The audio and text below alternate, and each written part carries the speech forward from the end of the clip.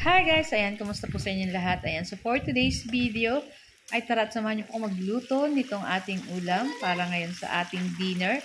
So meron po tayong pig-prepare na tilapia. So ipiprito lang natin yan katulad ng ganito. At syempre hanggang mag-golden brown itong ating tilapia. So meron tayong 7 pirasong tilapia dyan guys. So perfect dito sa ating meron din tayong nilutong ginisang munggo na may konting pork at dahon ng sili. Siyempre, hindi mawawala yung chicharon. Ayan, talagang napakasarap po niyan pag meron po sa ating munggo. Pag may chicharon, ayan, napakasarap po niyan. At ayan na nga, makikita nyo as in umuusok-usok pa at kaahon lang nitong ating pritong isdang tilapia. At ayan na rin, at yung ating ginisang munggo ay mainit na mainit pa din. Siyempre, masarap din i-partner. So, mainit din na kanin. Charot. So, yun na nga, at nagutom na rin kami guys. So, madali naman na to. Luto na rin naman to ating ginisang munggo. At pwede na natin yan dyan guys, ahunin. Ayan. Talagang umuusok-usok pa. Talagang pagkain mo, tsak na mapapasuka-suka pa ng konti. Ayan. Siyempre, hihipan na lang para hindi mainit. So, yun na nga guys. Siyempre, iyan yung ating dinner. So, papakita ko din sa inyo guys yung ating nagluto kami ng bilo-bilo.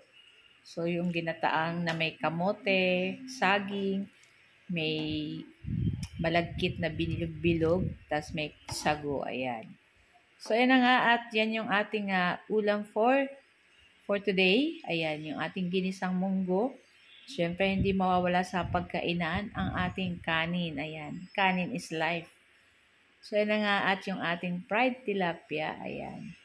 So, masarap din po yan sa sausawa na toyo, kalamansi. At yan na nga. So, ayan na nga guys.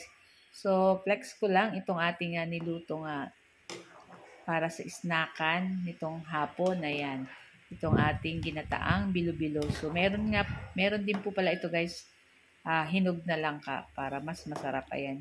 Yung ating sago dyan guys, medyo ang tagal-tagal na naming niluluto ay hindi pa rin talaga maluto-luto. Pero after ilang painit namin, ayan, naluto pa din naman siya guys. So dito, makikita nyo guys, talagang hindi pa siya masyadong luto. Ayan, medyo matigas pa. So dapat talaga binababad or pakukulaan mong matagal yung ating mga sago. So ayan na nga.